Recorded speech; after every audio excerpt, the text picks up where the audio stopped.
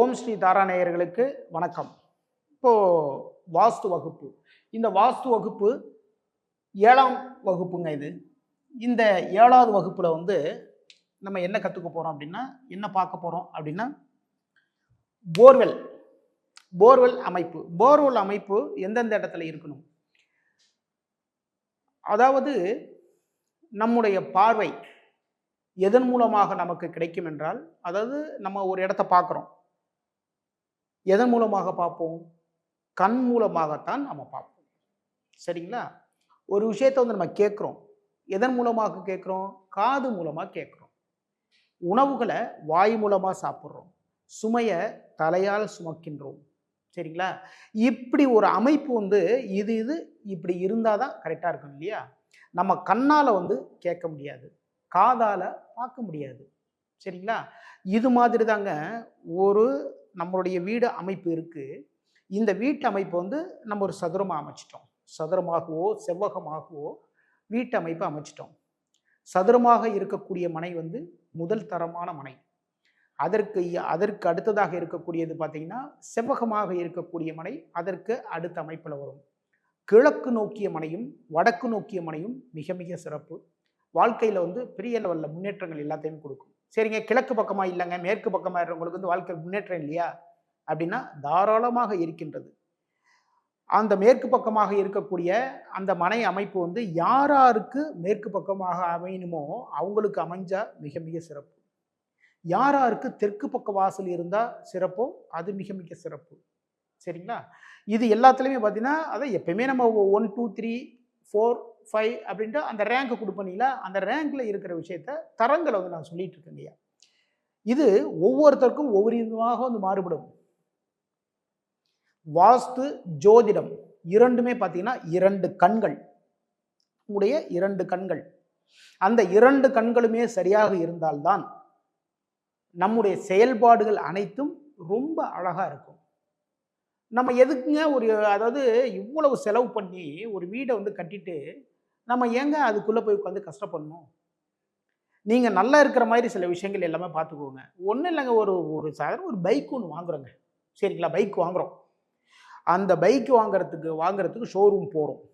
போயி அந்த பைக்க பத்தியான முழு விவரம் எல்லாமே கேட்குறோம். இது கரெக்ட்டா இருக்கா? இது சரியா இருக்குமா? இது எவ்வளோ சிசி இருக்கு? இது எவ்வளோ 1 லிட்டர் பெட்ரோல் போட்டா எவ்வளோ கிலோமீட்டர் ஓடும்?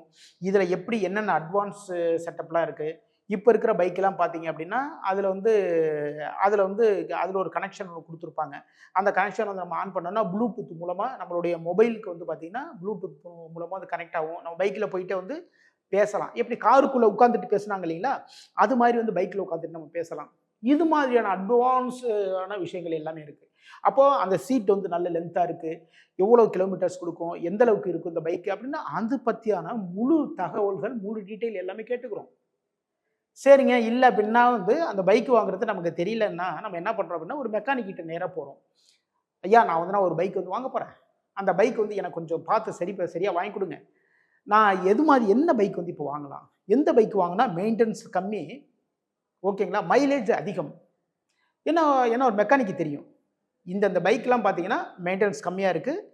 அத விட பார்த்தீங்கன்னா மைலேஜ் அதிகமா தரும். அப்படின்னு ஒரு மெக்கானிக்க கூட்டு போய் நம்ம கேட்கிறோம். பைக்க வாங்குறோம். எல்லா விஷயத்தையுமே கேட்டுக்கிறோம். அப்போ நாம் வாழக்கூடிய ஒரு இடம், அந்த இடத்தை அமைக்கும் பொழுது வாஸ்து தெரிந்த ஒருவரிடம் சென்று, நான் எந்தெந்த இடத்துல எப்படி என்னுடைய மனையை அமைத்துக் கொள்ள வேண்டும் அப்படின்னு கேட்பதில் என்ன தவறு? சரிதானே? அப்போ நீங்க கேளுங்க. சரிங்களா? எல்லாருமே வீடு கட்டுறதுக்கு எதுக்கு? நல்ல ஆனந்தமா வாழணும், வளர்ச்சி இருக்கணும், சந்ததியினர் எல்லாமே நல்லபடியா உள்ள இருக்கணும். அதுக்கு தானே நம்ம வீடு கட்டுறோம். கரெக்ட்டுங்களா? அது மாரி பார்த்தீங்கன்னா, ஒரு ஆபீஸ். ஆபீஸ் இது மாரி ஒரு இடமா பார்க்குறோம். அந்த இடத்த எதுக்காக நம்ம ஆபீஸ் காட்டுறோம்? ஆபீஸ் பார்க்குறோம். இல்ல அப்படின்னா ஆபீஸே கட்டுறோம். அங்க நம்மளுடைய தொழில் அமைப்பு, அந்த தொழில் மேன்மேலும் வளரணும். அதன் மூலமாக வளர்ச்சி, அதன் மூலமாக பார்த்தீங்கன்னா, பெரிய அளவுல வரவுகள், பண வரவுகள், தொழிலில் முன்னேற்றங்கள், இது எல்லாமே கிடைக்கிறது தானங்க அந்த இடத்த நம்ம அமைக்கிறோம். அப்போ அந்த இடத்துக்குமே நீங்க பாருங்க. சரிங்களா? இது மாதிரியான விஷயங்கள் நீங்க பார்த்து ஸ்டார்ட் பண்ணிட்டீங்கன்னு வச்சுக்கோங்களேன். அதுக்கப்புறம் பாருங்க, உங்களுடைய வேலைகளில் 20-30% வேலைகள் வந்து இந்த இயற்கை, இந்த பிரபஞ்சம் வந்து தான் ஏற்றுக்கொள்ளும். அது செய்யும். புரியுதுங்களா? ஒரு 10 கிளையண்ட் கிட்ட வந்து இன்னைக்கு பேசுறீங்கன்னு வச்சுக்கோங்களேன். நீங்க கரெக்டான வாஸ்து அமைப்பு இருக்கிற ஒரு ஆபீஸ்ல உட்கார்ந்திருக்கீங்க. 10 கிளையண்ட் கிட்ட நீங்க உங்களுடைய தொழில் சம்பந்தமான விஷயமா நீங்க பேசுறீங்க. அந்த 10 கிளையண்ட் வந்து என்ன ஆகும் தெரியுமா? நீங்க கரெக்டான இடத்துல இருந்தீங்கன்னா, அந்த 10 கிளையண்ட் வந்து இன்னொரு 5 பேரோட சேர்ந்து 15 கிளையண்ட்டா வந்து உங்களுக்கு கிடைப்பாங்க. சரிங்களா? இந்த இடத்துல இதே மாதிரி விஷயம் கிடைக்குது அப்படின்ட்டு உங்ககிட்ட பேசுற அந்த கிளையண்ட் இன்னொரு 5-6 பேர்கிட்ட சொல்லுவாரு. அவருமே சேர்த்து உங்க கூட வருவாங்க. சரியான அமைப்பில் இல்லாத ஆபீஸ்ல உட்கார்ந்துகிட்டு நீங்க இந்த பிசினஸ் சம்பந்தமான விஷயம் பேசுறீங்கன்னு வச்சுக்கோங்களேன். உங்களுடைய தொழில் சம்பந்தமான பேச்சுக்களில் குழப்பங்கள் இருக்கும். தெளிவு இருக்கவே இருக்காது. நீங்க பல டைம் வந்து அவங்களுக்கு வந்து தெளிவுபடுத்த சொல்லிட்டு இருப்பீங்க. ஆனா உங்ககிட்ட வர்ற கிளையண்ட்டுக்கு எப்போவுமே குழப்பங்கிறது இருந்துகிட்டே இருக்கும். என்ன காரணம் அப்படின்னா, இந்த பிரபஞ்சம் வந்து நமக்கு முழு சக்தியை வந்து நமக்கு கொடுக்கல. அப்போ நம்முடைய சக்தியே வந்து வீணாகுது. ஓகேங்களா? அப்போ இந்த சின்ன சின்ன விஷயங்கள் வந்து சரி பண்ணிட்டீங்கன்னு வச்சுக்கோங்களேன், பெரிய லெவலில் நல்லபடியா முன்னேற்றங்களை பார்க்கலாம். எல்லாருமே நல்லா ஆனந்தமா இருக்கணுங்க. எல்லாருமே வளர்ச்சி அடையணும். நம்மை சுற்றி இருப்பவர்கள் அனைவரும் ஆனந்தமாக இருக்க வேண்டும். நம்ம சுத்தி இருக்கிறவங்க எல்லாருமே வந்து நல்ல வளர்ச்சி அடையணும். அப்படி வளர்ச்சி அடைந்தால்தான் நாமும் நன்றாக இருப்போம். நம்ம நல்ல ஆனந்தமா இருப்போம். ஓகேங்களா? அடுத்தவங்களுக்கான ஹெல்ப் பண்ணுங்க. அடுத்தவங்களுக்கு உங்களால முடிந்த விஷயத்தை வந்து தாராளமா செஞ்சு கொடுங்க. மனமும் வந்து செஞ்சு கொடுங்க. இப்போ இந்த கிளாஸ்ல வந்து நீங்க கத்துக்கிட்டீங்க இல்லைங்களா? இந்த விஷயத்தெல்லாம் நோட்ஸ் எடுத்துக்கோங்க, கத்துக்கோங்க. உங்களுக்கு தெரிந்த நண்பர்கள் அவங்க வந்து உங்க வீடு கட்டுறாங்க, இல்ல பின்ன வந்து ஒரு வாடகை வீடே பார்க்கறாங்கன்னு வச்சுக்கோங்களேன். அந்த அந்த வாடகை வீட்டில் எப்படி இருக்கணும் அப்படிங்கிற ஒரு விஷயத்தையுமே வந்து உங்களுக்கு தெரியுது. இதுக்கப்புறம் வர கிளாஸ்ல வரும். இந்த விஷயத்தெல்லாம் பார்த்துக்கோங்க, நோட்ஸ் எடுத்துக்கோங்க, ப்ராக்டிஸ் பண்ணிட்டே இருங்க. அவர் வந்து ஒரு வாடகை வீடு பார்க்க போறான்னு வச்சுக்கோங்களேன். அந்த இடத்த போய் பாருங்க.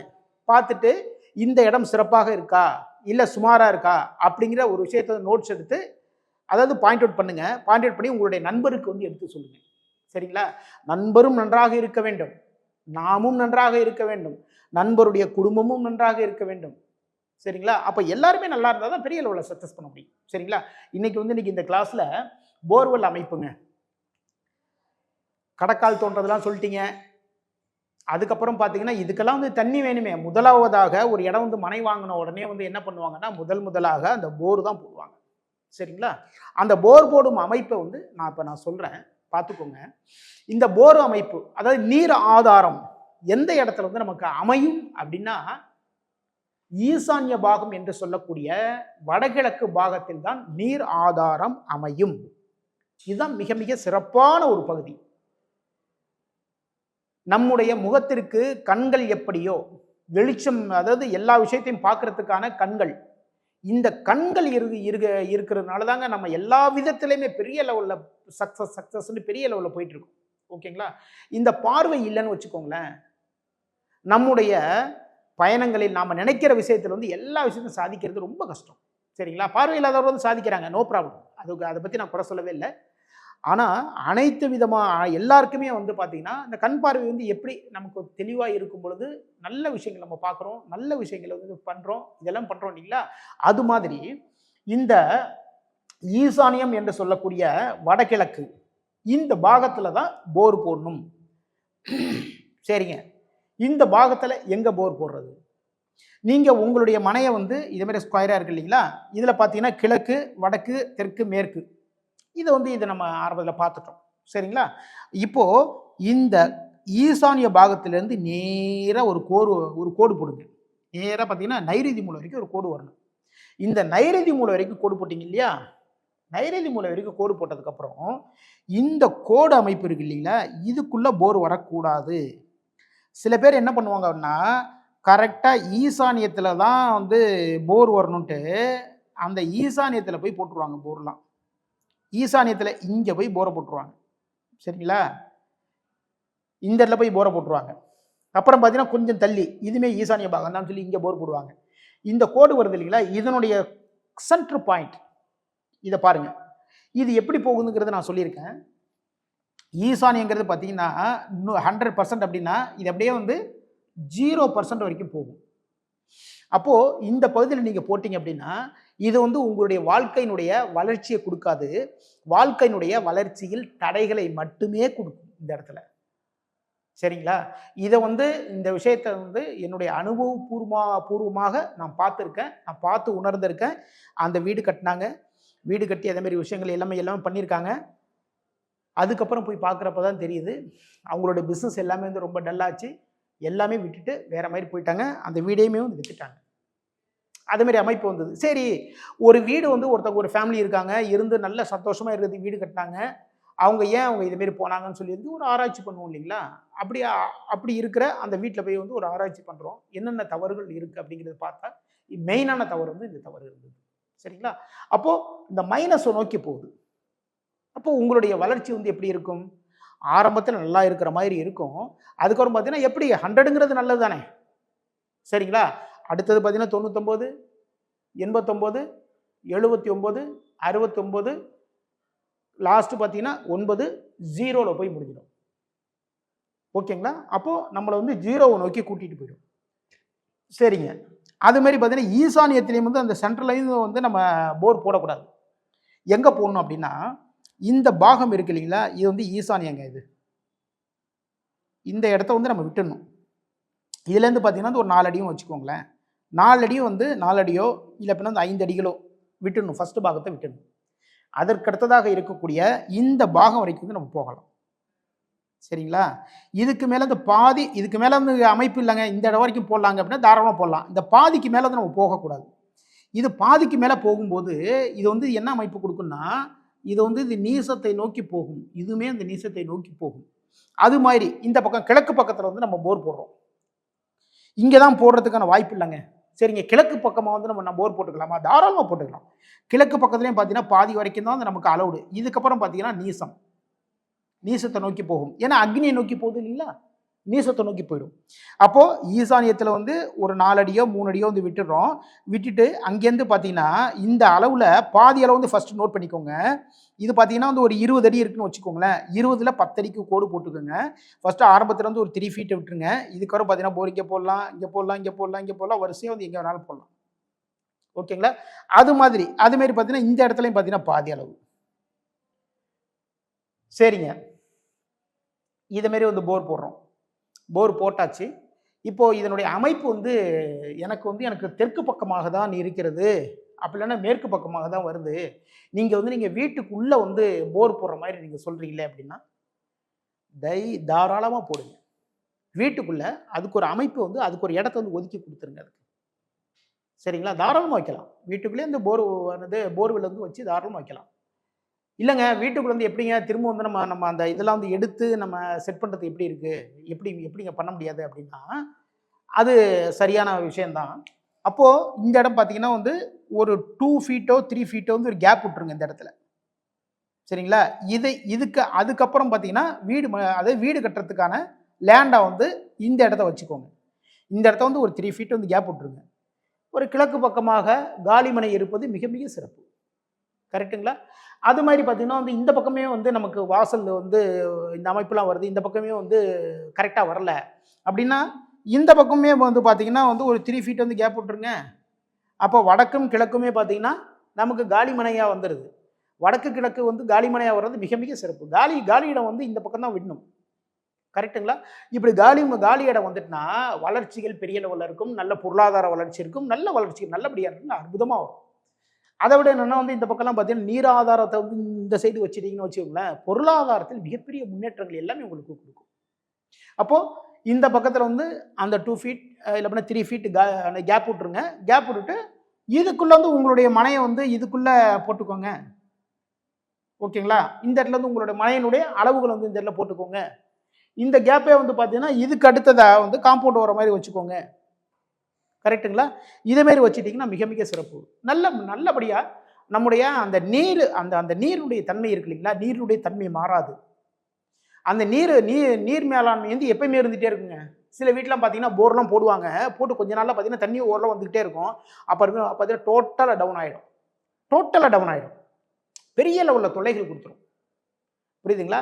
அது மாதிரி பார்த்தீங்கன்னா இந்த இடத்துல இருந்து போர் போட்டுருவாங்க, நைருதியில் போய் போரை போட்டுருவாங்க, போர்வெல். ஓகேங்களா? போட்டாங்க. போட்டதுக்கப்புறம் என்ன நடக்கும் அப்படின்னா, நீங்கள் வேணால் செக் பண்ணி பாருங்கள். நீங்கள் பார்க்குற நண்பர்களுடைய வீட்லேயோ இல்லை எங்கே இருந்தாலும் சரி தான். இல்லை அப்படின்னா சில பேர் பார்த்தீங்கன்னா வந்து ஒரு வாடகை வீட்டில் ஸ்டே பண்ணியிருப்பீங்க, வாடகை வீட்டில் வந்து தங்கியிருந்திருப்பீங்க, இல்லை வாடகை வீட்டிலேயே இருப்பீங்க. அப்படி இருக்கும்போது அந்த வீட்டில் இந்த போர் வந்து எதில் போட்டிருக்காங்கன்னு கரெக்டாக செக் பண்ணி பாருங்கள். அங்கே பார்த்தீங்கன்னா வந்து இதேமாரி இடத்த போட்டுருவாங்கன்னு வச்சுக்கோங்களேன். அங்கே வந்து வாடகைக்கு வந்து நம்ம போகிறோம் இல்லைங்களா? வாடகைக்கு போனதுக்கப்புறம் பார்த்தீங்கன்னா பண விரயங்கள் அதிகமாக இருக்கும். சரிங்களா? உடல் சம்பந்தமான கோளாறுகள் இருக்கும், மனம் சம்பந்தமான கோளாறுகள் இருக்கும், நரம்புகள் சம்பந்தமான கோளாறுகள், சின்ன பிரச்சனைகள் எல்லாம் வந்துகிட்டே இருக்கும். இதுக்கு காரணம் என்னன்னா நைருதி மூலையில் இருக்கக்கூடிய போர்வெல் அமைப்பு. சரிங்களா? அது மாதிரி பார்த்தீங்கன்னா வந்து அக்னி மூலையிலையும் வந்து அதுதான். சரிங்களா? இந்த இடம் பார்த்தீங்கன்னா நெருப்பு. அந்த நெருப்பு வரக்கூடிய இடத்துல பார்த்தீங்கன்னா வந்து நீங்கள் தண்ணியை கொண்டு போய் வச்சிங்கன்னு வச்சிங்களேன், என்ன ஆகும்? அப்போது உடலில் வந்து கொஞ்சம் மனம் சம்பந்தமான ஒரு பிரச்சனைகள் வந்துடும். திடீர்னு கோவப்படுவாங்க, திடீர்னு ஏதாவது ஒரு பிரச்சனை பண்ணுவாங்க. இதே மாதிரியான அமைப்புகள் எல்லாமே கொடுத்துரும். அதனால் நம்ம போர்வெல் அமைக்கும் பொழுது இந்த அமைப்புகளை பார்த்து இந்த விஷயத்தை நீங்கள் தெளிவாக பண்ணிக்கிட்டு போர்வெல் வந்து தாராளமாக போடுங்க. அந்த போர்வெல் போட்டிங்க, போர்வெல் போட்டதுக்கப்புறம் அதுக்கான பைப் லைன் வந்து நம்ம வீட்டுக்குள்ளே, வீடு வந்து இந்த பக்கம் தாங்க இருக்குது, வாசல் இந்த பக்கம் இருக்குங்க, எப்படி கொண்டு வரலாம் அப்படின்னா இந்த போர்வெல் வந்து இங்கே போட்டதுக்கப்புறம் பார்த்தீங்கன்னா இந்த வடக்கு சுவர் இருக்கு இல்லைங்களா, வடக்கு சுவர் வழியாக உள்ளே வந்து இதுக்குள்ளே வர மாதிரி வச்சுக்கலாம். அதேமாரி பார்த்தீங்கன்னா இந்த கிழக்கு பக்க சுவர் வழியாக வந்து உள்ளே வந்து இந்த பக்கம் வந்து உள்ளுக்குள்ளே வர மாதிரி வச்சுக்கலாம். உள்ளுக்குள்ளே பாத்ரூம் செட்டப்பு எல்லாமே வைப்போம். அதை வந்து அது அடுத்தடுத்த வகுப்புல வந்து நம்ம பார்த்துக்கிட்டே இருப்போம். அப்போது எப்படி நம்ம அந்த டேப்பில் வந்து உள்ளே கொண்டு வர்றது, எப்படிங்கிற ஒரு அமைப்பு, இந்த விஷயங்களை எல்லாமே பார்த்துக்கலாம். எப்பயுமேங்க நீர் ஆதாரம் வந்து கிழக்கு பக்கமாகவும் வடக்கு பக்கமாகவும் இருக்கிறது மிக மிக சிறப்பு. இந்த 2 பக்கமே வந்து அதாவது நீரோட்டம் இருந்துட்டேன்னு வச்சுக்கோங்களேன். அதாவது நீர் ஓடுற அந்த சத்தம், அதாவது போர் போடும்போது வந்து நீர் ஓடும் இல்லைங்களா பைப் லைனில், அந்த சப்தமே இருந்தாலே கூட போதும். நல்ல ஒரு வளர்ச்சியை கொடுக்கும். அந்த மனைக்கு வந்து நல்ல ஒரு வளர்ச்சி கொடுக்கும். அந்த பக்கத்தில் வந்து நீரோட்டம் இருக்கணும். எதனால் அப்படின்னா வடக்கும் கிழக்குமே 2மே பார்த்தீங்கன்னா இந்திரனுடைய திசையும் குபேரனுடைய திசையும். இந்த இடத்துல வந்து எப்பயுமே வந்து ஒரு நீரோட்டம் இருக்குதுன்னு வச்சுக்கோங்களேன், நம்முடைய பிஸ்னஸில் நல்ல வளர்ச்சி இருக்கும், குழந்தைகளுடைய படிப்பில் நல்ல முன்னேற்றம் இருக்கும், உடல்நிலையில் எந்த விதமான பாதிப்புகள் நம்மை நோக்கி வரவே வராது. நம்ம ரொம்ப ஸ்ட்ராங்காக இருக்கணும் அர்த்தங்க, வேற ஒன்றும் கிடையாது. நல்லா ஸ்ட்ராங்காக இருப்போம். நோய் நொடிகள் வந்து நம்ம அண்டாது. அப்படியே நோய் நொடிகள் வந்தால் கூட அதை தீர்ப்பதற்கு மிக எளிதாக தீர்த்துருவோம். சரிங்களா? நீங்கள் இந்த விஷயத்தை கரெக்டாக பார்த்துக்கோங்க. இந்த நீர் சம்பந்தமான விஷயத்தை வந்து நீங்கள் தெளிவுபடுத்திட்டீங்கன்னா மிக மிக சிறப்பு. முக்கியமான விஷயம் தாங்க வடகிழக்கு, இந்த ஈசானிய பாகத்தை வந்து மெயின் பண்ணிக்கோங்க. கிழக்குலேருந்து பார்த்தீங்கன்னா அதாவது ஈசானியத்திலேருந்து கிழக்கினுடைய பாதி, அதேமாதிரி பார்த்தீங்கன்னா ஈசானியத்தில் வடக்கிலேருந்து பாதி, இதுக்குள்ளே தான் நம்ம போர் போடணும். அதுமாரி முக்கியமான பாயிண்ட் பார்த்தீங்கன்னா இந்த பகுதி வருது இல்லைங்களா, இந்த சென்டர் பாயிண்ட் வருது இல்லைங்களா, அந்த சென்டர் பாயிண்ட்டில் எங்கேயுமே வந்து போர் போடக்கூடாது. இது வந்து 0 நோக்கி வந்து நம்ம வந்து கொண்டு செல்லும். அதனால் இந்த விஷயத்தை நீங்கள் ஃபாலோ பண்ணுங்கள். ஃபாலோ பண்ணால் வாழ்க்கையில் மிகப்பெரிய முன்னேற்றத்தை பார்க்கலாம். வாஸ்து மிக மிக அற்புதம். மீண்டும் அடுத்த வகுப்பில் சந்திப்போம். வாழ்க வளமுடன்.